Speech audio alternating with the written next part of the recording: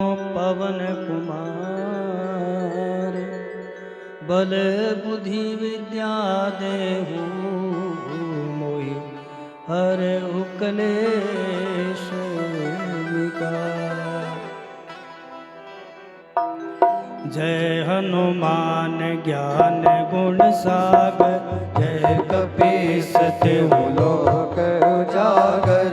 राम दूत अतुलित बल धामा अंजनी पुत्र पवन सुत नामा। महावीर विक्रम बजरंगी कुमति निवार सुमति के संगी। कंचन वरण विराज सुवेशा कानन कुंडल कुंचित केसा। हाथ वज्र और ध्वजा विराजे कांधे मूंज जनेऊ साजे।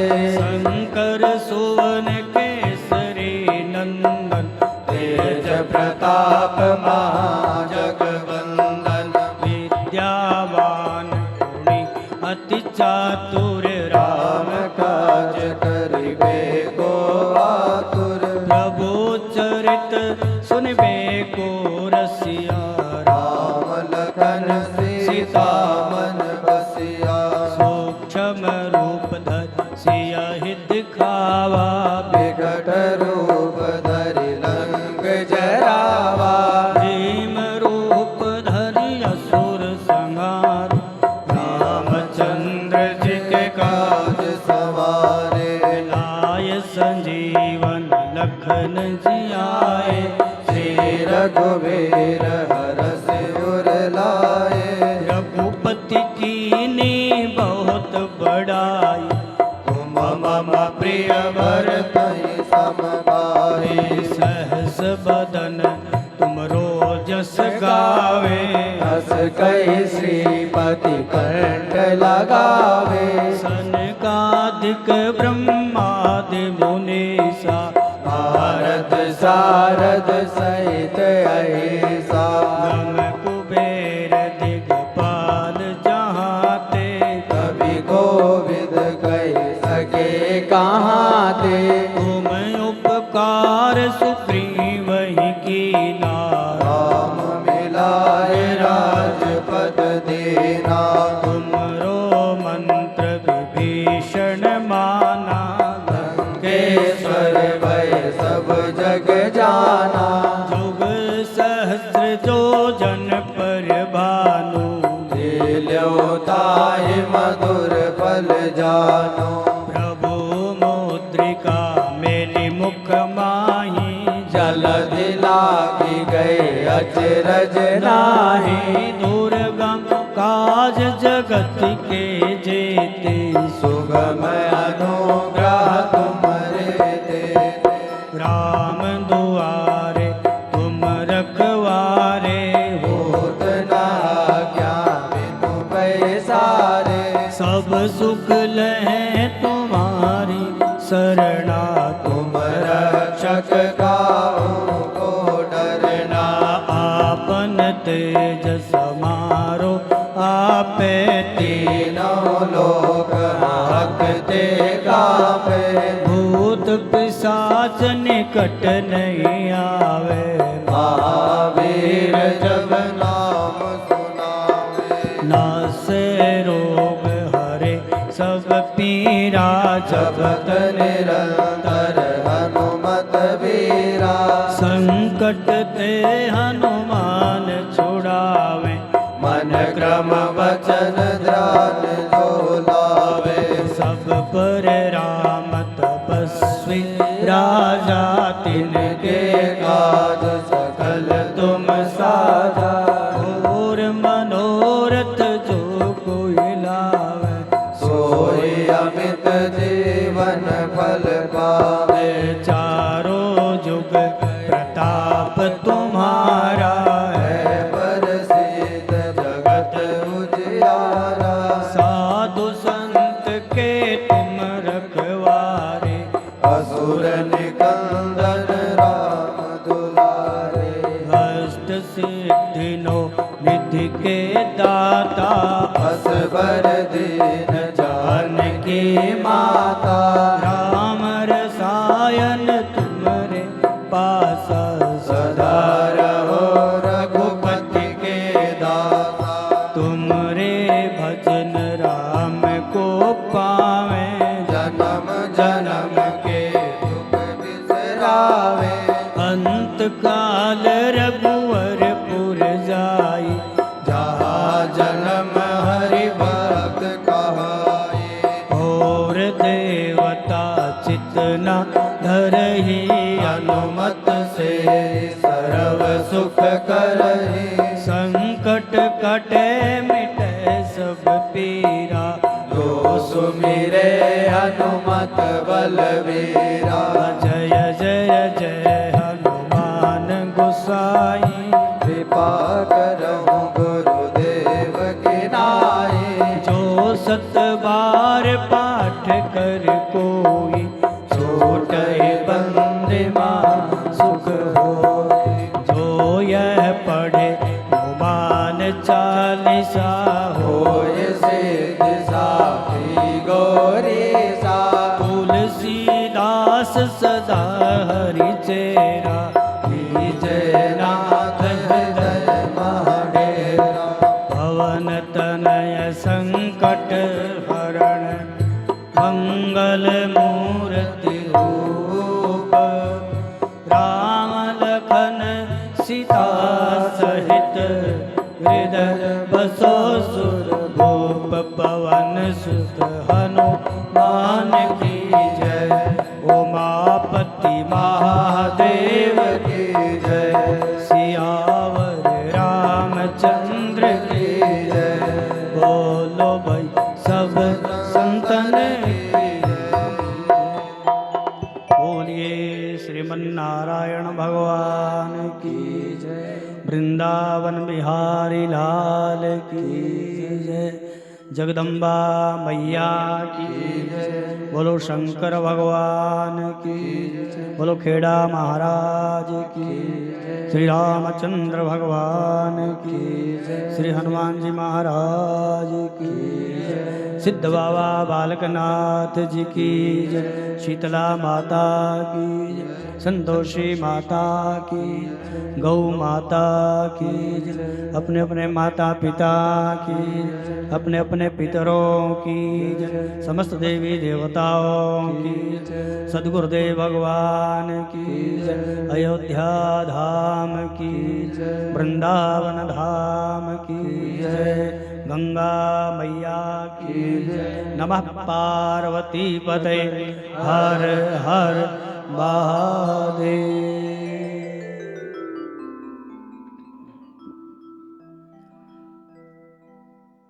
परमपिता परमात्मा भगवान श्रीमन नारायण जो भगवान इस संपूर्ण सृष्टि की रचना करते हैं, पालन करते हैं, जिनके पवित्र नाम संकीर्तन से, नाम जप करने से जीव के सब पापों का नाश होता है और जिनके चरणों में प्रणाम करने मात्र से सब प्रकार के दुख ताप दूर हो जाते हैं, जो परम दयालु हैं, परम कृपालु हैं, अपने भक्तों को सुख देने के लिए, उनको आनंद देने के लिए इस भूमंडल पर अवतरित होकर के अनेक प्रकार की लीला करते हैं।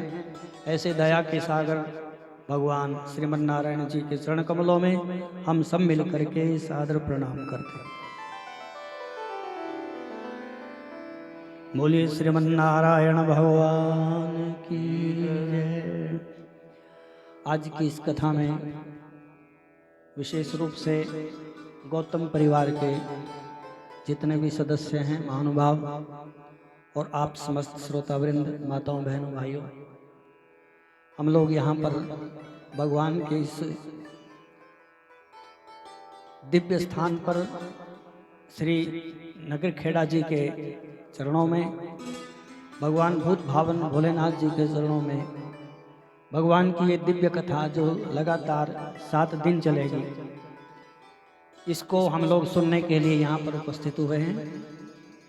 तो आइए हम सब लोग, जो बहुत सुंदर समय अपने को मिला है, हम लोग उसका सदुपयोग करें, समय का लाभ उठावें और अपने मन को भगवान के चरणों में जोड़ने का प्रयास करें। जो काम जब होना होता है भगवान की मर्जी से होता है, उसका एक समय निश्चित होता है। जैसे कि आप लोगों ने पहले सोचा कि भागवत जी की कथा करवाएं, कई बार सोचा, कई बार विचार किया, कभी समय अनुकूल नहीं हुआ, कई परिस्थितियां अनुकूल नहीं हुई, तो उसमें भगवान की इच्छा ही विशेष होती है। व्यक्ति को हमेशा सत्कर्म करने का प्रयास करना चाहिए, और जो सत्कर्म करने का प्रयास करते हैं उस प्रयास को भगवान अपने आप आगे बढ़ाते हैं, आगे लेकर के जाते हैं। ये फिर भगवान की जिम्मेवारी बन जाती है। जैसे आप लोगों ने विचार किया कि भगवान की कथा करवाएं, भागवत जी कथा करवाएं, तो उसके लिए भगवान ने आज का जो दिन है ये निश्चित किया हुआ था कि आज के दिन ही और ये खेड़ा मंदिर में ही भगवान की ये जो दिव्य कथा है इसका आयोजन होना है। इसलिए भगवान की मर्जी में ही अपनी मर्जी रखनी चाहिए। और एक सूत्र है जीवन का, जैसे माता पिता अपने संतान का, चाहे बेटा है, बेटी है, बहू है, कोई भी है, उनका हमेशा कल्याण चाहते हैं, हमेशा उनका मंगल चाहते हैं, हमेशा भला चाहते हैं, उसी प्रकार से भगवान भी हमारे पिता हैं। क्योंकि हम सब बोलते हैं त्वमेव माता च पिता त्वमेव, भगवान ही माता है, भगवान ही पिता है। तो जिस प्रकार से माता पिता अपने संतान का हमेशा मंगल चाहते हैं, कल्याण चाहते हैं, बेशक वो बेटा बेटी को अच्छा ना लगे, हो सकता है, लेकिन माता पिता का हमेशा, माता पिता की हमेशा यही इच्छा होती है कि इनका मंगल हो, इनका कल्याण हो, इनका भला हो। उसी प्रकार से भगवान भी हमारे लिए हमेशा मंगल चाहते हैं, हमारा कल्याण चाहते हैं, हमारा भला चाहते हैं, हमारा अच्छा चाहते हैं। तो भगवान की मर्जी में, भगवान की रजा में अपनी रजा मिला देनी चाहिए कि भगवान हमारे जो करते हैं वो बहुत अच्छे करते हैं। और भगवान तो कभी गलत करते ही नहीं हैं। अगर भगवान ही गलत करने लग गए, हम देखते हैं, आप देखते हैं, सुनते हैं, हो सकता है हमारी समझ में कहीं चीजें नहीं आती, उसमें प्रश्न उठ जाता है कि भगवान ने गलत कर दिया। वो भगवान कभी किसी के साथ कभी गलत नहीं करते हैं। तो हमेशा सत्कर्म जो करने का प्रयास करता है तो ये भगवान की ड्यूटी बन जाती है, भगवान का कर्तव्य बन जाता है कि ये जीव मेरी ओर बढ़ा है तो मैं भी इसकी ओर बढ़ूं। तो आइए हम सब लोग यहाँ पे भगवान के इस दिव्य धाम में, इस सिद्ध स्थान पर, जो कि बहुत वर्षों पुराना है, तो यहाँ पर हमको भगवान की कथा सुनने का जो सुअवसर प्राप्त हुआ है, उस अवसर का लाभ उठावें। और लगातार यहाँ पर 7 दिन की भगवान की जो कथा है उसमें जो दिव्य दिव्य सूत्र होंगे, जीवनोपयोगी होंगे, उनको हम अपने जीवन में धारण करने का प्रयास करेंगे। भगवान की कथा हमेशा सुनने को नहीं मिलती है। हमेशा हम घर में बैठे रहते हैं, चाहे हमारे पड़ोस में भी कथा हो रही हो तब भी नहीं जा पाते वहाँ पे। जब हमारे पुण्य उदय होते हैं, हमारे संपूर्ण पुण्यों का फल मिलता है, तो हमें भगवान की कथा सुनने को मिलती है। और फिर देश काल की स्थिति के अनुसार यदि कथा किसी मंदिर में सुनने को मिल जाए, भगवान के चरणों में बैठ करके सुनने को मिल जाए, तो उसका तो अनंत गुना फल होता है।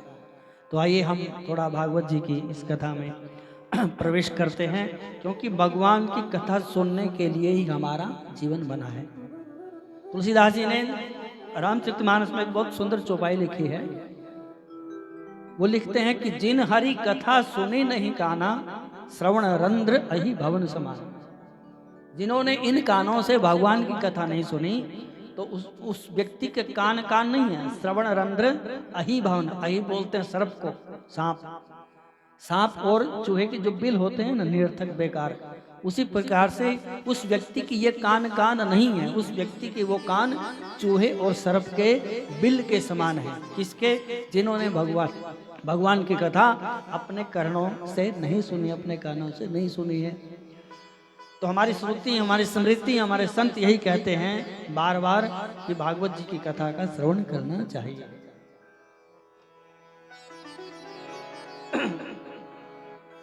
भागवत की महिमा में जब नारद जी को कथा सुनाने के लिए सनकादि ऋषि बैठे तो उन्होंने एक बहुत सुंदर महिमा में एक श्लोक बोला है कि सदा सेव्या श्रीमद्भागवती कथा यस्याः श्रवण मात्रेण हरिश्चित्तं समाश्रये हरिश्चित्तं समाश्रये। महिमा में जब श्लोक बोला उन्होंने, इसका अर्थ ये है कि सदा सेव्या, सदा का मतलब होता है कि हमेशा, लगातार। जैसे कोई व्यक्ति बीमार होता है तो उसको दवाई खानी होती है ठीक होने के लिए, तो उसका एक टाइम निश्चित होता है और उस दवाई की क्वांटिटी होती है कि इतनी दवाई आपने इस समय प्रतिदिन खानी है। और यदि वो समय पे दवाई खाता है और डॉक्टर के बताए के अनुसार उतनी ही मात्रा में खाता है और साथ साथ में डॉक्टर के द्वारा बताए हुए परहेज करता है, तो वो धीरे धीरे उसका शारीरिक रोग निवृत्त हो जाता है, खत्म हो जाता है। इसी प्रकार से हमारे जो मानसिक रोग हैं, काम है, क्रोध है, लोभ है, मोह है, मत्सर है, ईर्ष्या है, निंदा है, ये वो जितने भी रोग हैं वो इस भागवत रूपी औषधि से ठीक हो जाएंगे। लेकिन साथ साथ में परहेज भी इसका करना पड़ेगा, क्योंकि जब दवाई दी जाती है उसके लिए परहेज बताए जाते हैं कि ये दवाई खानी है। किसी को बुखार है, डॉक्टर दवाई देगा कि आपने दही नहीं खानी, अचार नहीं खाना, खट्टा नहीं खाना, आपका गला खराब हो जाएगा, इसलिए ये दवाई खाइए और ये परहेज कीजिए, आप ठीक हो जाएंगे। तो व्यक्ति ठीक हो जाता है। उसी प्रकार से भागवत जी की कथा को, जो भागवत कथा रूपी औषधि है, इसका जब हम सेवन करते हैं तो कुछ परहेज बीच बीच में बताए जाएंगे, तो उनका परहेज करेंगे तो अवश्य ही अपने को फायदा होगा। तो भागवत जी की जो कथा है उसके लिए सनकादि ऋषि बोलते हैं कि सदा सेव्या, इसका हमेशा सेवन करना चाहिए। किसका सेवन करें? श्रीमद् भागवती कथा, जो भागवत जी की कथा है, इसका हमेशा सेवन करना चाहिए। सेवन करने से क्या होगा?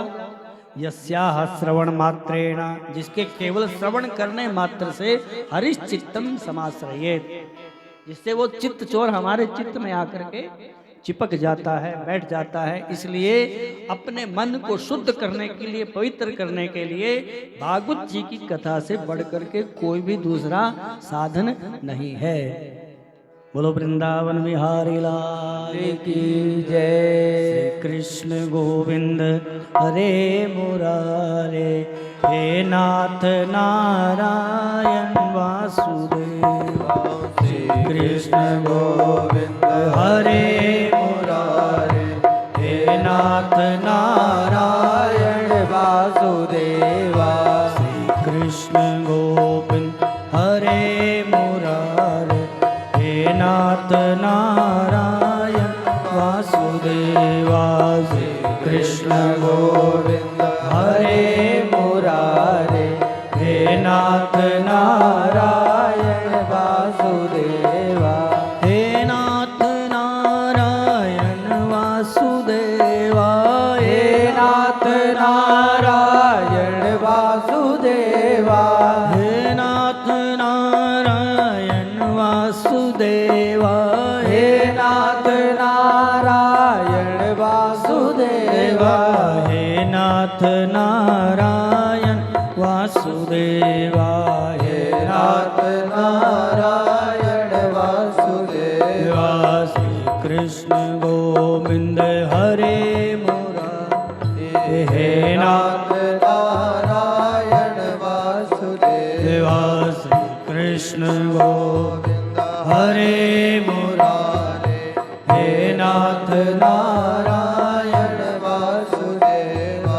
श्री कृष्ण गोविंद हरे मुरारे, हे नाथ नारायण वासुदेवा। श्री कृष्ण गोविंद हरे मुरारे, हे नाथ नारायण वासुदेवा। हे नाथ नारायण वासुदेवा, हे नाथ नारायण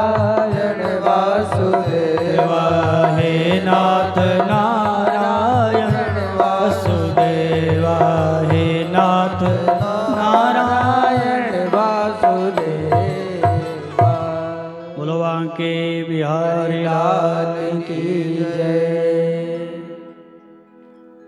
नैमिषारण्य तीर्थ में बैठे हुए 88,000 ऋषि, जिनकी अगवानी कर रहे हैं ऋषि शौनक। शौनक जी ने सूत जी महाराज के आगे प्रश्न किया कि हे प्रभु, हे गुरुदेव, कि हमने बहुत सारी कथाएं सुनी हैं, लेकिन आपके मुखारविंद से हम अब केवल कथा का सार सुनना चाहते हैं। जैसे दूध होता है ना, दूध का सार माखन होता है। जिसको माखन खाने को मिल जाए फिर दूध की विशेष आवश्यकता नहीं रहती। वैसे तो अपना अपना काम करते हैं सब। दूध की जगह माखन काम नहीं कर सकता और माखन की जगह दूध काम नहीं कर सकता, लेकिन दूध का जो सार है वो माखन है। तो इसी प्रकार से जैसे दूध का सार माखन है, उसी प्रकार से हमने बहुत सारे शास्त्र सुने हैं, तो शास्त्रों का जो सार है वो हमें आप सुनाइए। तो सूत जी महाराज के आगे प्रश्न करते हैं। ऋषियों ने प्रश्न किया, बहुत सुंदर प्रश्न है। अज्ञानाध्वांत विध्वंसः कोटि सूर्य समप्रभा सूताख्याहि कथा सारम मम कर्ण रसायनम। हे सूत जी महाराज, आपके पास करोड़ों सूर्यों के समान ज्ञान का प्रकाश है और हमारे अंदर, हमारे हृदय के अंदर महान अज्ञान का अंधकार भरा हुआ है। इसलिए अपने इस ज्ञान रूपी प्रकाश से हमको भी आप प्रकाशित करें। सूताख्या ही कथा सारम, और हमें आप जो कथा का सार है वो सुनाएं, क्योंकि हम कथा का सार सुनना चाहते हैं। शौनक जी कथा सुनने में बड़े कुशल हैं, बहुत सावधानी से कथा सुनते हैं। कुशल का अर्थ होता है चतुर। वैसे साधारण भाषा में चतुर बोला गया है, तो बहुत कुशल हो। कहते हैं ये काम करने में बहुत कुशल है, ये बहुत चतुर है। लेकिन कुशल का जो शाब्दिक अर्थ है वो है कुशाम लाती या सकुशला, जो कुशाओं को उखाड़ करके लाता है। अब आपने तो किसी ने कुशा उखाड़े नहीं होगी। कुशा समझ गए आप लोग? बीच बीच में हम प्रश्न पूछते रहते हैं। कुशा, कुशा बोलते हैं दाब जो होती है, उसकी जो तिनके होते हैं, पत्तियां बहुत तीखी होती हैं। जो अनाड़ी कोई उसको उखाड़ने लगे तो उसका हाथ ही कट जाएगा, इतनी तीक्ष्ण होती है वो, इतनी तीखी होती है। तो उसको बड़ी सावधानी से उखाड़ा जाता है। इसलिए कहा गया है कि जो कुशा को सावधानी से उखाड़ लेता है वही कुशल है। कुशाम लाती या सकुशला। जब हम पूजा करने के लिए बैठते हैं, आप भी आज पूजा करने के लिए बैठे होंगे, आपकी उंगली में कुशा लगा दी होगी, उसको पवित्री बोलते हैं। कुशा बहुत पवित्र होती है। कुशा भगवान के शरीर से प्रकट हुई है। भगवान नारायण जब वाराह के रूप में प्रकट हुए, वाराह समझ गए, वाराह अवतार भगवान का हुआ, तो पृथ्वी लाने के लिए जल में भगवान ने प्रवेश किया। और पृथ्वी को जब भगवान लेकर के ऊपर आए तो भगवान के शरीर के ऊपर जल लग गया। जैसे हम अपना शरीर तौलिए से साफ कर लेते हैं, उसी प्रकार से कोई पशु भी जल में से निकलता है ना, तो अपने शरीर को झाड़ता है ऐसे करके। तो भगवान वाराह जब उसमें जल में से निकले तो अपना सिर उन्होंने ऐसे शरीर झटका, तो उनके शरीर से कुछ रोएं वहां पे गिर पड़े। उसी से ही कुशा प्रकट हुई है, ये पुराणों में आता है। तो जो कुशा है वो बहुत पवित्र मानी गई है, क्योंकि भगवान के शरीर से प्रकट हुई है। और पूजा पाठ इत्यादि में हर काम में कुशा का प्रयोग किया जाता है।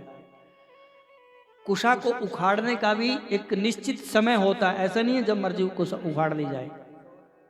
जैसे औषधियाँ होती हैं, आपकी दवाइयाँ, उनकी एक्सपायरी डेट होती है कि आप वहीं इतने दिन तक ये दवाई चलेगी। इसी प्रकार से कुशा होती है। कुशा की एक्सपायरी डेट क्या होती है? जो एक किसी भी साधारण में कुशा उखाड़ ली जाती है पूजा के लिए, तो उसकी एक्सपायरी डेट है कि वो एक ही दिन काम आएगी, बाकी दिनों में अशुद्ध हो जाएगी, फिर काम नहीं आएगी। दूसरी यह है कि किसी भी अमावस्या को जब हम कुशा उखाड़ते हैं तो वो कुशा 1 महीने तक चलती है, 1 महीने तक उसका फल होता है, फिर वो साधारण घास हो गया। और एक विशेष तिथि होती है जिसको बोलते हैं हम कुशोत्पाटनी अमावस, भाद्रपद की अमावस जो होती है उसको कुशोत्पाटनी अमावस बोलते हैं। तो उसमें जो कुशा उखाड़ी जाती है वो 1 साल तक काम आती है, 1 वर्ष तक काम आती रहती है। तो इस प्रकार से जो कुशा को उखाड़ने में कुशल है, ढंग से उखाड़ लेता है, उसको बोला गया कुशल। तो इसी प्रकार से जो सौनक जी महाराज हैं वो कथा सुनने में बड़े कुशल हैं। कुशल का मतलब वैसे कथा सुनने का ये होता है कि आप कुछ जानते हुए भी, मान लो आपको कथा आती है, सुनी हुई है, सब जानते हैं, लेकिन फिर भी ऐसे सुने कि हमको कुछ नहीं आता। भाई जो सौनक आदि ऋषि हैं तो उनको तो सारे के सारे वेद पुराण कंठ थे, उनको क्या जरूरत थी, लेकिन कथा सुनने में उनको आनंद आता था और ऐसे कथा सुनते थे जैसे कि हमको कुछ नहीं पता है, अभिज्ञ बन करके। जैसे भगवान की कथा होती है, राम जी की कथा होती है, तो राम जी की कथा सुनने के लिए जो सबसे पहले हनुमान जी महाराज पहुंच जाते हैं। तो हनुमान जी तो उच्च कोटि की कथा वक्ता हैं और ऐसी कथा सुनाते हैं जिसकी कथा केवल कथा सुनने मात्र से ही व्यक्ति का दुख दूर हो जाता है। लंका में प्रवेश किए भगवान हनुमान जी महाराज, तो माता को देखा, सीता माता को, कि माता बड़ी ही दुखी है। तो हनुमान जी ने क्या किया, हनुमान जी ने कथा सुनाना प्रारंभ कर दिया। रामचंद्र गुण बर नहीं लागा, सुनत ही सीता कर दुख भागा। तो सीता माता बड़ी दुखी थी, तो हनुमान जी ने क्या किया, वहां पे भगवान की कथा सुनाना प्रारंभ कर दिया। और जैसे ही कथा सुनी सीता माता ने, तो कथा को सुनते ही सीता माता का दुख गायब हो गया। सुनते ही सीता कर दुख भागा, भाग खड़ा हुआ दुख। तो ऐसी उच्च कोटि की कथावाचक जो भगवान हनुमान जी हैं, तो हनुमान जी भी जहाँ भगवान की कथा होती है सबसे पहले वहां पर कथा सुनने के लिए पहुंच जाते हैं। प्रेम से बोलो जय सिया राम, जय सिया राम, जय सिया राम। अब आप लोगों को भी थोड़ा अजीब लगा होगा कि यहाँ पे जो हम कथा करने के लिए बैठते हैं तो हम सबसे पहले हनुमान चालीसा का पाठ करते हैं। अब हनुमान चालीसा का पाठ क्यों करते हैं? वैसे तो हनुमान जी पहुंच जाते हैं अपने आप, लेकिन हमारा भाव होता है कि हनुमान चालीसा के माध्यम से हम हनुमान जी को बुलाएं कि हनुमान जी ये जो लोग हैं ये तो पता नहीं कल इनमें से कोई आएगा कि नहीं आएगा, कोई लेट सेट भी हो जाते हैं, कोई गायब भी हो जाते हैं, लेकिन हनुमान जी पक्के श्रोता है, सुनने के लिए बैठते हैं। इसलिए यत्र यत्र यद रघुनाथ कीर्तनम तत्र तत्र कृतमस्तकांजलिम, जहाँ जहाँ पर भगवान की कथा होती है हनुमान जी महाराज सबसे पहले पहुंचते हैं और हाथ जोड़ करके बैठे रहते हैं कथा सुनने के लिए। वाष्पवारी परिपूर्ण लोचनम, जब भगवान के कोई बहुत भावुक प्रसंग आते हैं तो हनुमान जी महाराज के नेत्रों से प्रेमाश्रु छलकने लगते हैं। वाष्पवारी परिपूर्ण लोचनम मारुति नमत राक्षसांतकम, ऐसे राक्षसों का नाश करने वाले श्री हनुमान जी के चरणों में हम प्रणाम करते हैं। तो हनुमान जी महाराज वहां पर पहुंच जाते हैं जहां भगवान की कथा होगी। अच्छा ये बताओ, ऐसी कौन सी कथा है जो हनुमान जी नहीं जानते होंगे? है कोई कथा जो हनुमान जी नहीं जानते हो? लेकिन हनुमान जी फिर भी कथा सुनने के लिए सबसे पहले पहुंचते हैं। राम जी महाराज जब कथा ये अपनी लीला का संवर्धन करके चलने लगे साकेत वासियों के साथ, तो सब लोग चले, तो हनुमान जी नहीं जा रहे थे। तो हनुमान जी को भगवान ने कहा कि चलो भाई हनुमान जी आप भी चलो, आप क्यों बैठे हो यहाँ पे, चलो चलिए। तो हनुमान जी ने कहा कि प्रभु आप अपना पहले थोड़ा टाइम टेबल बताओ वहाँ का। तो हनुमान जी ये जानना चाहते थे कि भाई दुनिया के सारे काम तो होते रहते हैं, लेकिन भगवान की कथा कौन से समय में होती है वहाँ। तो राम जी को कहा कि प्रभु आप ये बताओ पहले वहाँ पे आपकी कथा कौन से समय में होती है। तो हनुमान जी को राम जी कहते हैं वहाँ कथा वथा नहीं होती है, वहाँ तो हम होते हैं बस, और जहां हम होते हैं वहां पर कथा की क्या आवश्यकता है? बोले नहीं, आप तो हमेशा हमारे हृदय के अंदर विराजमान रहते हैं। यदि आपको हम चाहते हैं तो ठीक है, आप तो हमेशा हमारे हृदय के अंदर विराजमान रहते हैं प्रभु, लेकिन यदि वहां पे आपकी कथा नहीं होती है तो हम आपके साथ वहां जाना पसंद नहीं करते, क्योंकि यहाँ ये जो कथा है ये पृथ्वी लोक पर ही सुलभ है। सत्यलोके न कैलाशे न स्वर्गे न। ये भगवान की जो कथा है वो स्वर्ग में नहीं मिलेगी, वो बैकुंठ में नहीं मिलेगी, वो भगवान की कथा यहीं मिलेगी। तो श्री हनुमान जी महाराज इसलिए नहीं गए क्योंकि वहां पे भगवान की कथा नहीं होती है, और कथा सुन करके जो आनंद हनुमान जी को यहाँ पे आता है, तो इसलिए भगवान हनुमान जी महाराज कथा सुनने के लिए, आनंद लेने के लिए सबसे पहले पहुंच जाते हैं। और ऐसी कौन सी कथा जो होगी जो हनुमान जी ने नहीं सुनी होगी, इसलिए फिर भी ऐसे बैठते हैं कि जैसे हमको कुछ नहीं आता है।